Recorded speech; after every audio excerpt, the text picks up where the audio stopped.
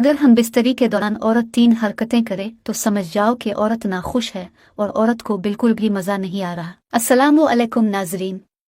शादी के बाद हर औरत की ख्वाहिश होती है कि मर्द उसकी हर ज़रूरत और तमन्ना पूरी करके इसको खुशी दे। जब वक्त के साथ साथ औरत की उम्र बढ़ती है तो इसके दिल और दिमाग पर शहवत हावी हो जाती है और फिर मर्द को हम बिस्तरी के दौरान औरत को मुतमईन करने के लिए ज़्यादा मशक्क़त करने की ज़रूरत पड़ती है। अगर मर्द हम बिस्तरी के दौरान औरत को मुतमईन करने और उसको सुकून और लज्जत देने में नाकाम होता है तो फिर औरत अपनी हरकतों से नाखुशी का इजहार करती है। जब हम बिस्तरी के दौरान औरत 3 हरकतें कर दे तो समझ जाएं कि औरत नाखुश है। नंबर 1, बिस्तर पर गर्म जोशी ना दिखाना।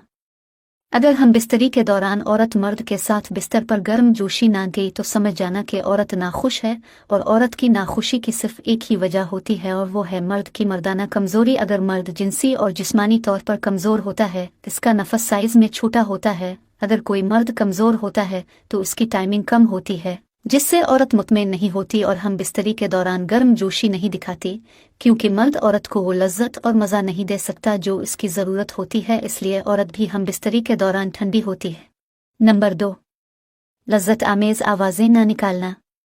अगर हम बिस्तरी के दौरान औरत मर्द के नफस को अंदर लेते वक्त लज्जत आमेज़ आवाज़ें ना निकालती हो तो समझ जाना कि औरत नाखुश है। जब औरत को हम बिस्तरी के दौरान मर्द से लज्जत और सुकून मिलता है तो औरत बहुत खुश होती है, इसकी जिनसी और जिस्मानी ख्वाहिशात पूरी होती है और इसी तरह औरत हम बिस्तरी के दौरान अपनी ख्वाहिशात का इजहार करते हुए लज्जत आमेज़ आवाज़ें निकालती है। अगर औरत हम बिस्तरी के दौरान लज्जत आमेज़ आवाज़ें ना निकाल रही हो तो मर्द को समझ जाना चाहिए कि इसमें कुछ कमी, औरत मर्द से नाखुश है। नंबर 3, नफस को अपनी शर्मगाह में ना लेना।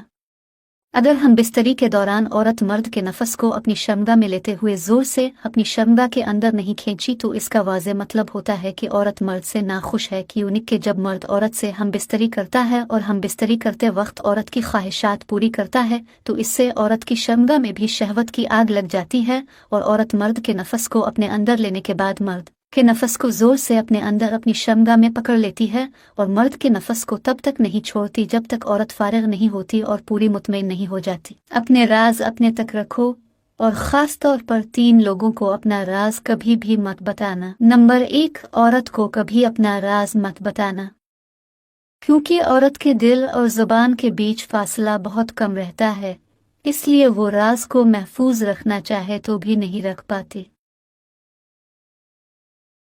नंबर 2, बेवकूफ़ दोस्त को अपना कोई भी राज मत बताना, क्योंकि वो तुम्हारे राज की हिफाजत नहीं कर सकता और कभी भी कहीं भी बोल देगा।